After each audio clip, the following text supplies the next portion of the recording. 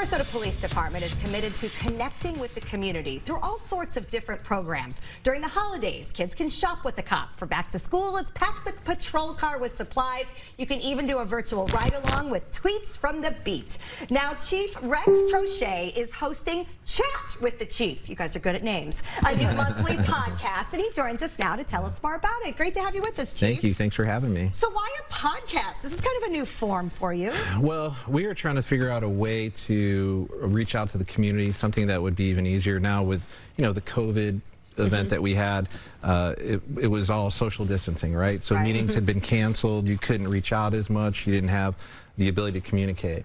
So we figured, hey, why don't we create a platform, a vehicle, where we can communicate while you're working out, or while you're driving home on a long drive, or maybe you're cooking in your kitchen. Something you can listen to. You don't have to be fully engaged, but we're able to get our message out. We're just trying to make it easier for everybody in the community to hear our message and to answer questions as well that they send in. Well, it's a great way to hit some hot button issues. So speaking of hot button issues, what's the first topic you tackled?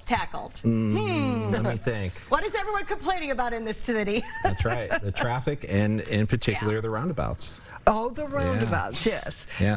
And that's a good thing to tackle, right? Yes. Because why just listen to everybody complain if you can't address some of the concerns? So what do you feel that you were able to accomplish by talking about the roundabouts in this podcast? Well, I think what people understand in the podcast now is, one, that the two people that we had the Sergeant Anthony Frangione and Officer Julia Beskin. I think what they got to see was that they're human. During these podcasts, we want to show that the officers are human. They're just like anybody else, and how much they care. And we talk a little bit about their background. And then we talk about the stats.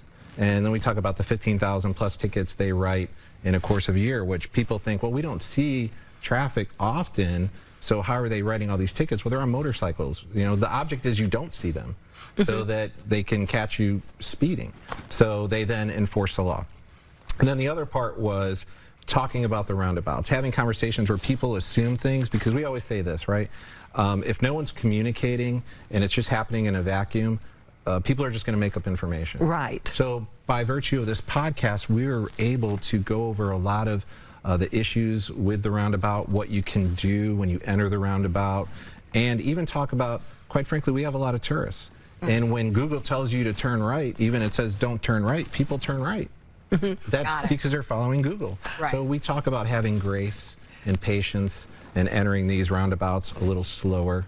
And then just, if you have to go around the roundabout again, go roundabout again, right? Don't force over, because the majority of our crashes are side swipes. I bet. Because people are under stress and they want to slide over really quick, instead of just saying, hey, I didn't make that. Let me go around one more time. This is so good, because there's so much false information out there. I know with my adult son, we're arguing about things we're looking up on Google, both of us, and it tells us both were right. And if we had somebody to call or somebody to listen to like this, we could get the real information out there. Absolutely. And roundabouts, I mean, let's face it, roundabouts are very common in Europe. It's kind of something new that's been coming in here over the years. And once we learn how to drive these roundabouts, I think it's going to help us immensely. The challenge is some of these roundabouts are designed differently. So it's not one size fits all. Right. So I think we just need to be more patient with each other. We'll get there. We'll get there. Let's talk about the second podcast that's planned and why you chose the topic you chose. Well, we're trying to pick topics that are relevant. We're trying to pick topics that people will want to come to the podcast and listen to it. We don't want to talk about things where people just have no interest in. So the homeless outreach team is the second episode. And we just feel that it's relevant to what's going on now. We think that a lot of people in the community are concerned about our homeless population. Is it increasing? Is it decreasing? What do I do? How do I help? So in this podcast, we're now answering the questions. Like you said, Linda, there's false narratives, there's false information out there.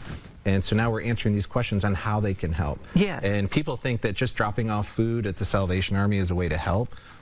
Well, no, I understand in your heart you think it's that, but you're enabling people there. and then it's hard for us to get them services. So there's topics like that that are addressed in the podcast. I think that's great, especially with the homeless population. It's something all of us see each and every day around the city, and you know, it bothers us on one level, like, wow, we hate that that has to happen here in our city, but yet we don't know what to do. Well, I think it's so important too to learn policemen really care about you. There are not many people that will step in front of you if somebody's going to shoot at you. I know you would do that for me and for anybody out there, and there are not many people that will do that. People need to get the respect back, and it makes us feel safer and more comfortable. Yeah, what people need to realize that for police officers, this is not a job, this is a calling, right? We know that we would potentially have to lay down our life for a stranger, and we're more than willing to do it because this is who we are. This is what we are. And the officers in the homeless outreach team and the city team as well of social workers, they care so much. And they're going out there and they're being active in what's going on. And again, I think if people listen to the podcast, they'll have a little more patience and understand there is a process. And we've just actually increased our police department by 10 positions. Great. So that takes a bit of a process. That takes a year, a little bit over a year to get those positions filled up, but we're moving forward. All right, That's well, good thank you news. for all of us for protecting, for serving, and also for transparency. That's really what this podcast is all about, and we look forward to learning more. You can find the podcast Chat with the Chief anywhere you find podcasts, and you can also go to tinyurl.com/chatwiththechief. All right, coming up next, it's Wind Down Wednesday on our Rice's Appliance Kitchen. We'll sample spring ones.